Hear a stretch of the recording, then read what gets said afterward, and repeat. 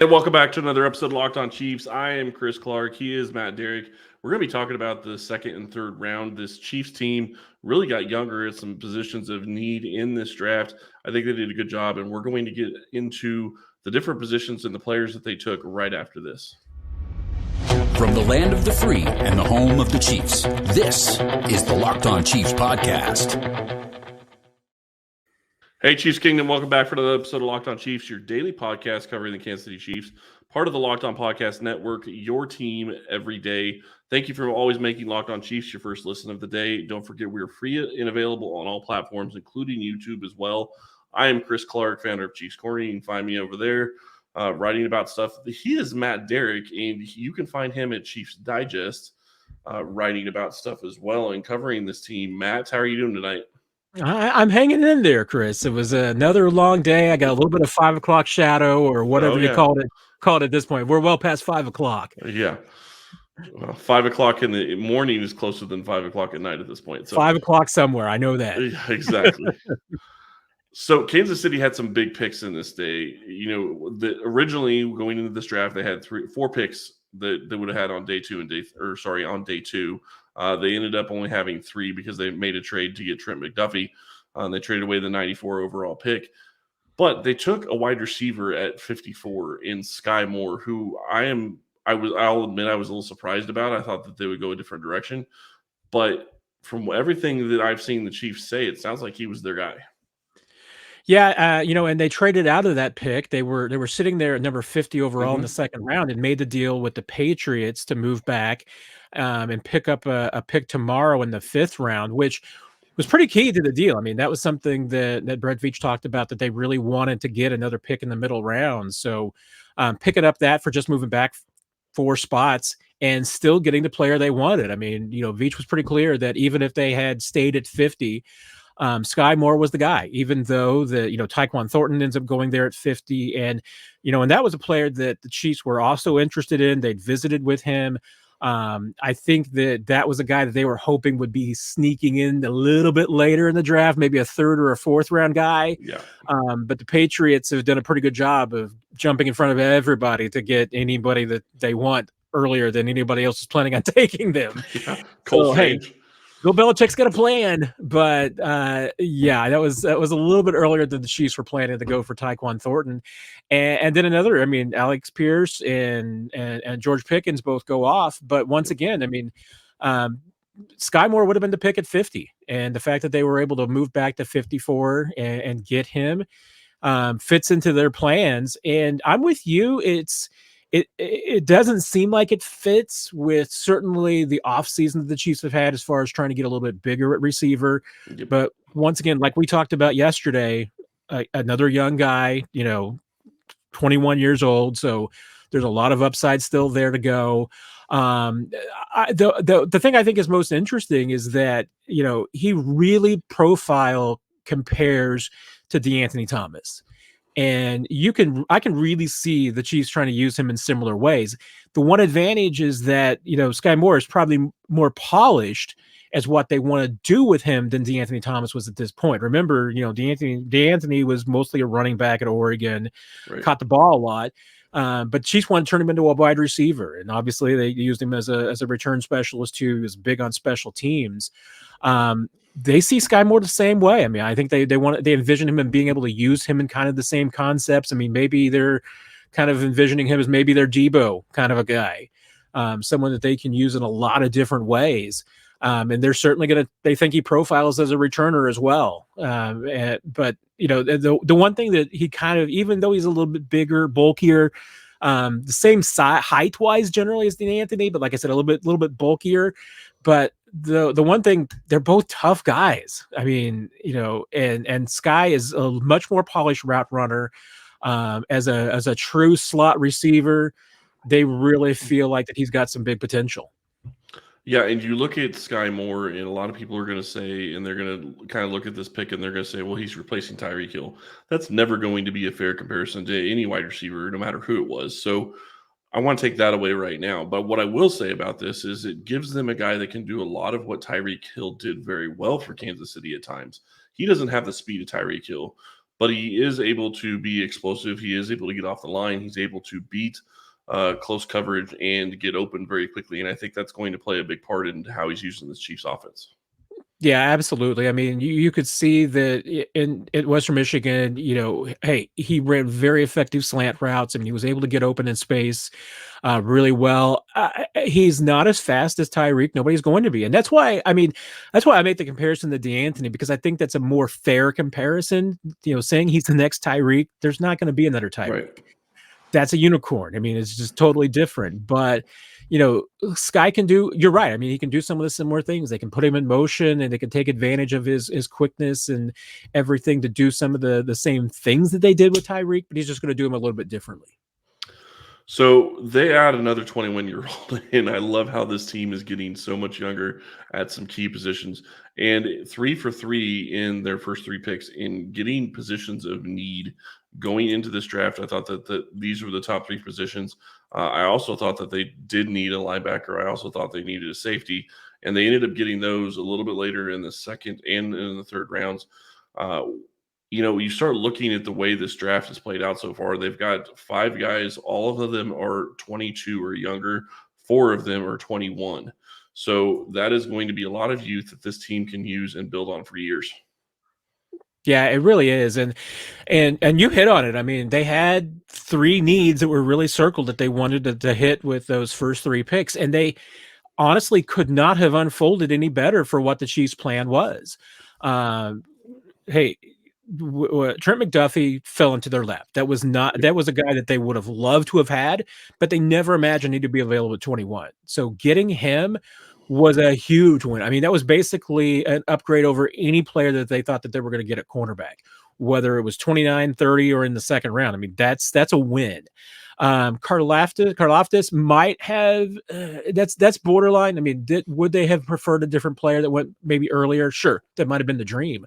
Right. But as far as who was available at 30 and the value they were able to get, I mean, that would have been. I mean, that's at that point with the way the draft was unfolding, and after they were sitting there at 21, and made the move to get McDuffie. That's who they were kind of hoping would be there.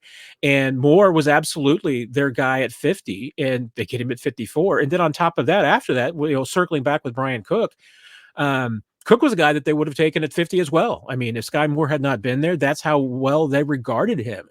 And, and Cook is the one that's a little bit older. He turns 23 in September. Yep. But you know what? I mean, I think there's a little bit of advantage there because I think that, in some ways Cook is maybe a little bit more ready to step in because he is a little bit older. He's got a little bit more experience. He's seen a little bit more. At Cincinnati, he got to play at a high level, and play some big games this year. So that's great experience as well. And for what they want him to be, I mean, right now they're hoping that he can come in and be that number 3 safety and play significant time. And if he and he's a flexible guy. I mean, once again, really fits that kind of Tyrann Mathieu model of a guy that can play the slot, he can play in the box, he can play on the back end. They feel like Cook is a guy that can do multiple things for him. And I want to talk more about Cook here in just a moment because I think there's a lot more to unpack with him. He is going to be 23. He's going to be the oldest draft pick that they've got so far, but that's still pretty young. And it's really interesting that they were going in to go take a 3rd safety in the 2nd round because they already have 2 starting safeties. But I get it for this defense, and I get the perspective as to why they want to do that, just because they use that 3 safety set so much. But let me stop real quick and tell you about our friends over at Shady Rays. Shady Rays is an independent sunglasses company that gives you the features of $200 sunglasses for a fraction of the price. That means polarized lenses, well-constructed durable frames, and premium high-end finishes. Also, something you won't find anywhere else is Shady Rays' Insane Protection Program. Shady Rays includes lost and broken protection on every pair. They will send you a brand new pair if you lose them, no matter what happened. Give them a try, and if you don't love them, you'll pay nothing. It's as simple as that. Plus, 10 meals are donated to fight hunger in America when you shop with Shady Rays. Exclusively for our listeners, head to shadyrays.com and use promo code LOCKEDON to get 50% off 2 or more pairs of polarized sunglasses. That's code LOCKEDON for their best deal of the season. 50% off 2 or more pairs of Shady Rays sunglasses. Now, when we start looking at what Bryan Cook is going to do in this defense, and how he's going to fit in and his age and all of that. I like the player, And this is something Ryan and I talked about in a lot of our mock drafts. And I think I saw you tweet on Twitter that you had him in some of your mock drafts as well. Ryan and I had him in several of our mock drafts, but the bigger thing that really came to my mind when looking at this is, of all the players that they picked, you start looking at a guy like Dane Brugler's board. This was a little bit of a reach in that regard. But the key to me is looking at the safety depth in this class. Unless you're going to wait on a safety until the 7th round, you're not going to get a guy unless you go take him probably half a round or a round higher than maybe you have him graded. So it made a lot of sense to go get a guy like Cook. Yeah, it did, and I think there's no one I think that does more work and does a better job of knowing around the league where guys kind of fall on boards than Dane Brugler does. So his top 100 is one of the best in the business. Yep. But it just goes to show you that, I mean, especially, you get into that second round and you're going to get a much bigger variance on what teams think of players. And, there are probably some teams that had Bryan Cook as a 3rd or a 4th round pick. The Chiefs certainly felt like at their spot, there was no way that he was going to be falling to them at their next pick late in the 3rd round. And I think they're absolutely right there. I don't think there's any way that he would have. They were certainly worried that, Cincinnati is a team that he's right there in their backyard, that they would have been crazy to pass him up. So they certainly felt like there were some risks that they didn't take Cook where they did, that they might miss out on him. And you're right. I mean, if you watch his highlights, if you haven't yet, I mean, the guy just plays physical. He blows up people. Yep. And, and what his speed is, you can really only judge it on tape. And, and Brett Veach talked about, hey, had he not had the shoulder issue that kept him out of his pro day and out of the combine, what if he goes to the combine and runs a 4.4 or something of that nature? Yep. You're basing the speed, what you've seen on tape and what you hear from the coaches in Cincinnati. Some people think he's a little slow, and maybe he is, but I tell you what, I mean, I said it to somebody tonight. I mean, he might get beat at times, but you know what he does when he does get beat? He makes you pay for it because he blows things up. He is a heat-seeking missile. Yeah, and I think the other thing that really stands out to me about him is he is so quick to get after the ball. I think he's going to be a very good safety that can step into that Daniel Sorensen type role in Kansas City, and he's going to have more speed than Sorensen did over the past couple of years. So I think that's going to be a benefit as well. The thing that really sticks out to me looking at all 4 of these draft picks that we've talked about so far, and I will say I think it stands out as well with Leo Chenal. We'll talk about him a little bit later. All of these players seem to love playing football, and they all seem to have a very high football IQ. Yeah, I don't think there was any doubt that with these early picks that the Chiefs favored character. Sometimes maybe they have done that to a fault. I mean, we've talked about some drafts, and Brett Veach early on in his career has had some drafts where they were all captains. It's been that kind of thing. But the one thing that you get, in the NFL when you take those character factors into consideration is that, you really avoid the possibility that you bring somebody into your program that's going to be a disruption. And you're absolutely right. I mean, all 4 of these guys, and I would include Chenal in there too. There's no flags whatsoever when it comes to the character, and particularly with the 3 picks on Friday night, those are blue collar guys. I mean, these are definitely lunch pail kind of guys. Skyy Moore is a Pittsburgh guy. And I asked him, where his toughness comes from. I mean, he said, "I'm from Pittsburgh." That's how that's how we are. Yep. That's the identity of the city, and that's who I am. So I think that says a lot right there. And I did want to circle back on Bryan Cook. I mentioned that the shoulder injury had kept him out of pro days and the combines. He was expected to be ready to go by May, and he told me tonight that, yes, he is absolutely ready to go and should be all set by the rookie minicamp. Yeah, and that's good for Kansas City because I think they need to get him in and get him acclimated into the system. And I said this earlier, and I think it's a huge point going forward is that, you start looking at how these drafts are going to go. Skyy Moore, let's be fair about it. I think he is at best probably going to walk in and be maybe wide receiver number 4. But I think he has the upside of being at least wide receiver number 2 eventually. He may even get to wide receiver number 3 this year. We'll just have to see how it plays out. But you still look at some of these players, that he's a guy that's basically going to be like a starter in some ways, because he's going to be on the field. Wide receivers don't play, 80-90% of the snaps most of the time, unless you're a guy like Tyreek Hill. So they're going to rotate through guys this season. I think it's going to be a little bit different than what we've seen in the past. And then you look at other positions. You start looking at, a guy like Bryan Cook. That third safety position is a huge one for Kansas City. They love using that, and it's a big need for them. And if you look at who they had at safety, yeah, they went out and got a guy like Deion Bush, but he's a special teams guy. And so he's not going to give you much when it comes to that position. So, and then you've got young guys in Zane Anderson, and you have, Devin Key, who played well last year. And one of the things I liked, and I think I saw you tweet this out as well, is that both Cook and Chenal also add something on special teams. They were very highly rated special teams. Yeah, both those guys, were among their higher rated special teams players. Mike Borgonzi, the assistant GM, mentioned specifically that, Dave Tobe had Bryan Cook as one of their highest graded special teams players.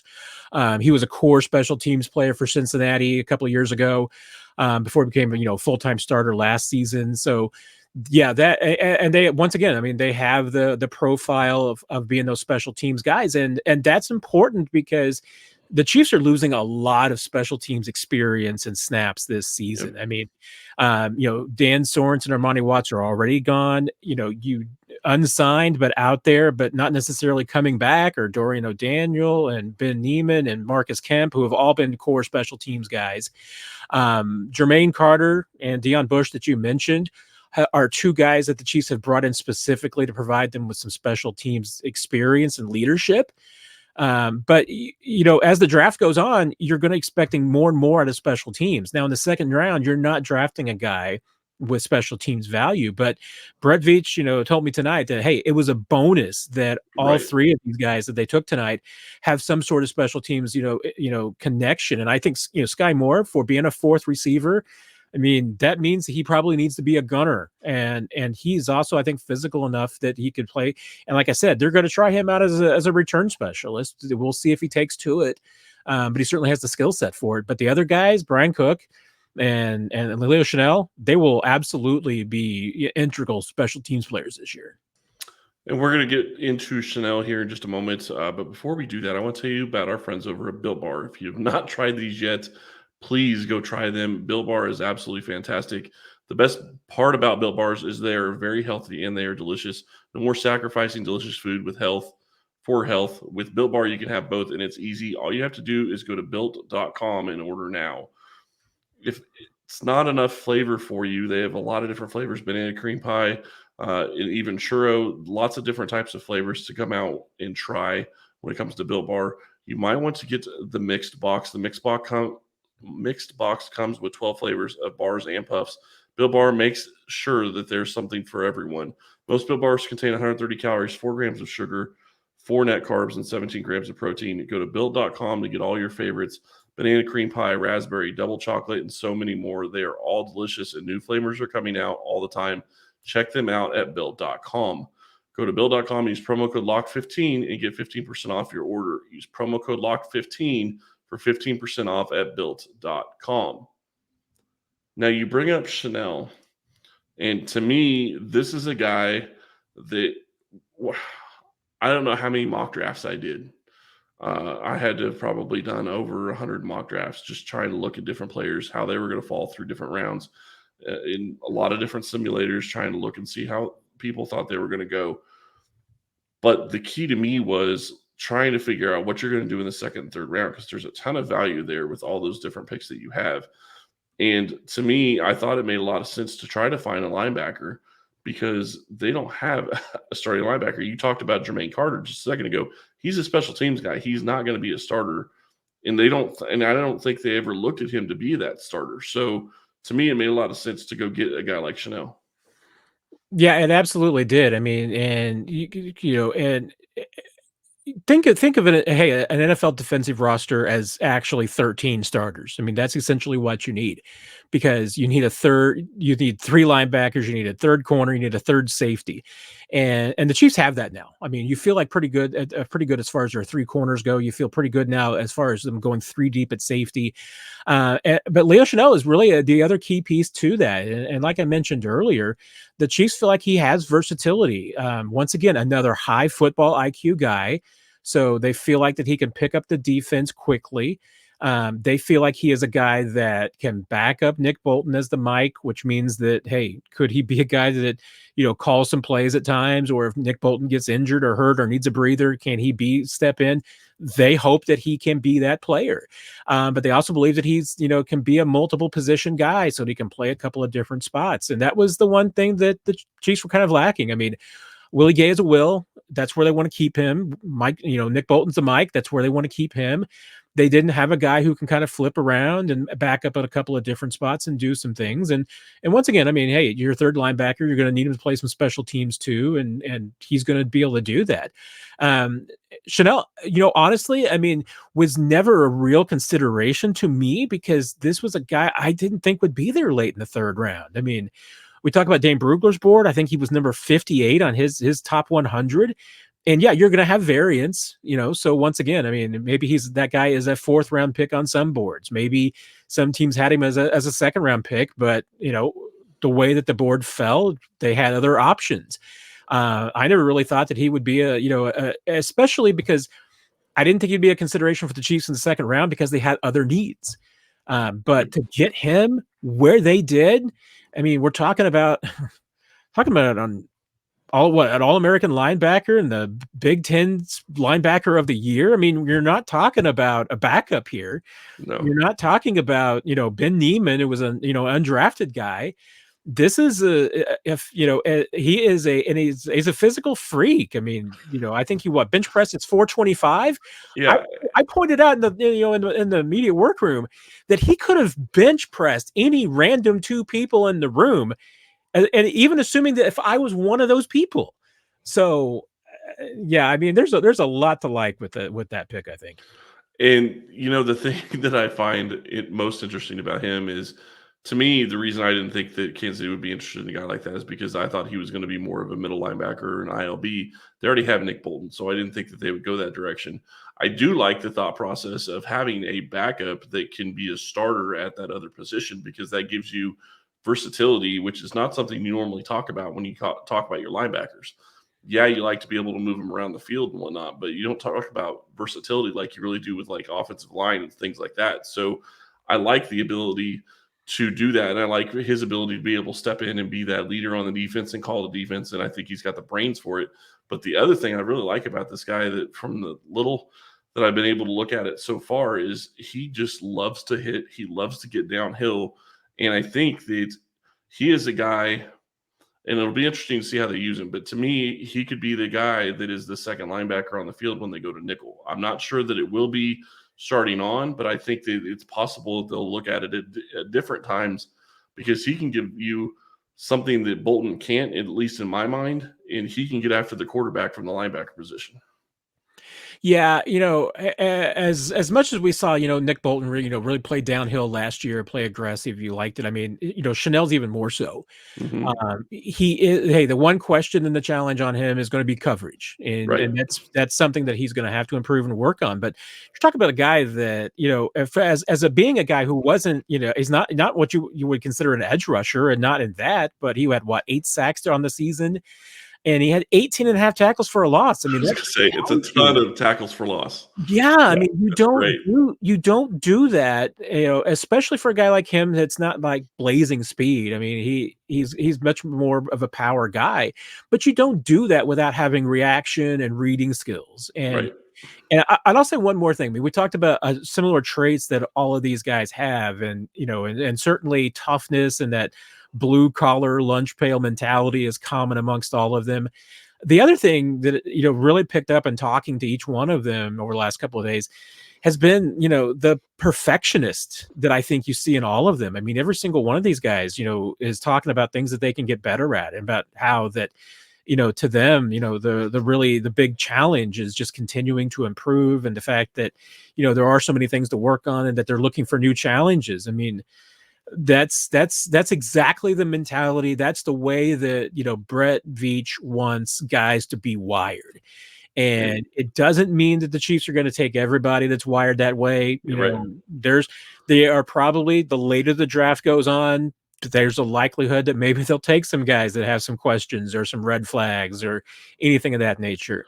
But these high end picks, that they took guys that were wired the way they want them. Right. And that leads you to a word that you don't normally hear when you start talking about football players, which is humble, because that takes a lot of being humble to admit your faults or admit what you lack at and where you need to get better, and knowing where you need to get better and accepting it and saying that you're going to attack it, which is what it sounds like these guys are doing. That's fantastic. And the thing that you point out is maybe they're going to start taking some guys that have a little bit more questions in that regard, and maybe they will. But that's also maybe the reason that they could pick them up in the 4th round or the 5th round or the 7th round. So something to watch in that regard too. Yeah, and to me, I mean, especially if you look around the league, and I everybody, I think you guys all know, I love to joke about the fact that there's always 8 teams in the league that I feel like never know what they're doing. And I tell you what, you look around and you look at a player that's got some question marks or anything like that in the first couple of rounds, and you see where they went to, you can almost to a T see they're going to teams that don't know what they're doing. Yep. Every once in a while, hey, the Houston Texans are going to, stumble into a good draft pick. But by and large, the guys that, the good teams around the league have some question marks about, they go to teams that you exactly who expect they are. Yeah, and I will say this. This looks last year's draft. I really liked a lot of last year's draft. I like a lot of this year's draft. I'm going to be the first to admit I wasn't the person that was picking all these players to come to Kansas City, but I like this draft so far. It does seem to me like Veach has really found his rhythm and found where he is starting to hit maybe even better at his rate when it comes to draft picks, because I think all of these guys are going to step in.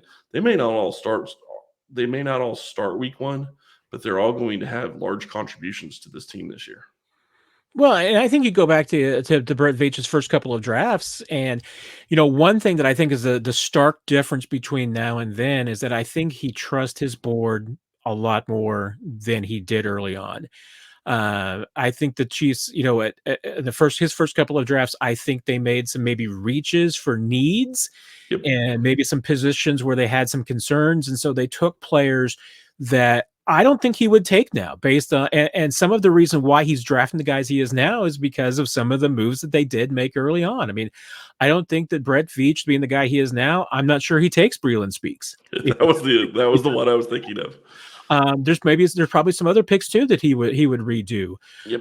But I certainly think that some of it, and you know what, and not every good guy is going to hit. I mean, some of those are going to miss, and some, maybe it's one of these guys that they take today. And I'm with you. I mean, I can't really fault this draft too much.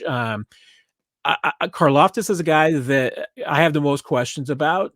I wasn't as sold on him as some others were. Chances are I'll be proven wrong, and I'm okay with that. I mean, hey, sometimes you're right and sometimes you're wrong. There's 2 players. The 2 players the Chiefs have taken, one that I've absolutely loved from day one was Bryan Cook, and the one that I had the most questions about was Karlaftis. I might be right on one and wrong on the other, or right on both, wrong on both. I mean, and that's the way the NFL is. I mean, but you're gonna get some things right and you're gonna get some things wrong. But I think the approach that Veach has now, and the way that he has settled in, of just trusting his board, trusting the process as far as identifying the traits that they like in players and relying on that, and not letting maybe a workout or some tape influence them. If a guy is going to fit into their locker room and has got the tape, then that's who you take.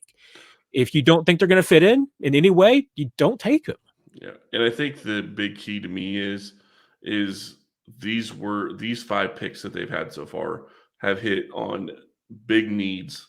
On the first 3, huge needs. On the next 2, still big needs in my opinion, and they got huge value on just about every single pick. That says a lot. And I can't, the only one that I think you could possibly make a case for being a reach maybe is Bryan Cook. But once Right. again, I think a lot of teams had him exactly right there. And from the Chiefs standpoint, if that's a guy that you circled that you really want, he was not going to be there at 103. Yeah, So and you don't want to have to try to trade up to go get him. and So if you didn't feel comfortable making a trade where you could go back and feel like you could still get him, and that's where the Chiefs were. I mean, they certainly didn't think that they could make a trade back and still get him. So if that's the case, and like I said, I mean that's the only I think pick at this point that you can possibly make an argument for the Chiefs took too early. But I don't think that was the case. I mean, I think they'll be proven right in the long run. anything you want to leave going into day 3 about rounds 4, 5, and 7? I mean, based on what they've done so far, the board's completely wide open. I mean, Yep. there's no need that they have to tick off. Do they have some depth concerns at different places? Yeah. I mean, but they can take any position. They've got 6 picks to go.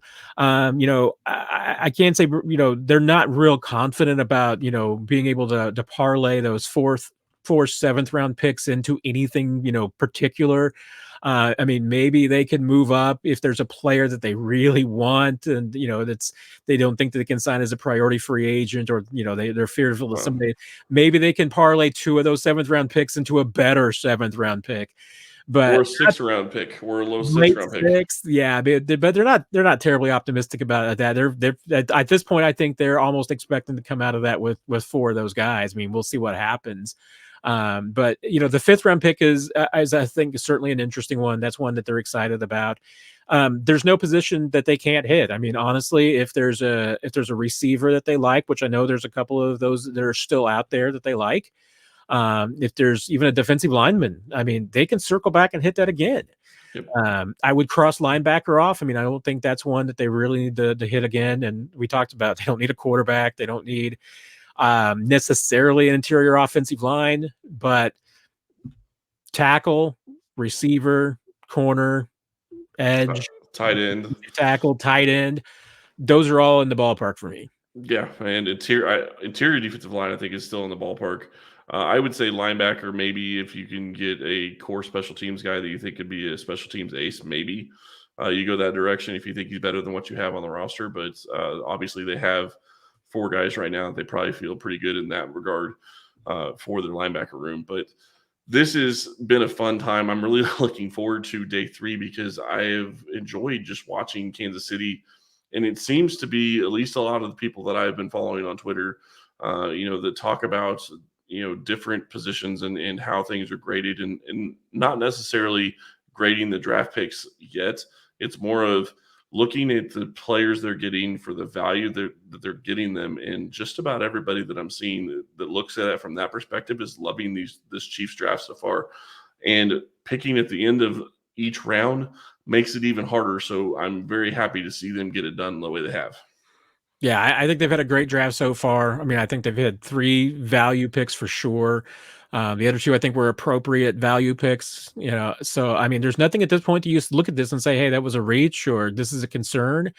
I mean, at this point, I don't think you can quibble with what they've done. And yeah, I think that the board will open up a little bit over the on the final day, and that they maybe they will take some more gambles. But at this point, none of their picks have been gambles. I mean, I think they've all been safe bets. Yeah, and they could also take some of those 7th and maybe move up in 4 or 5, maybe move up in the 4th and 5th, just trying to get their guy.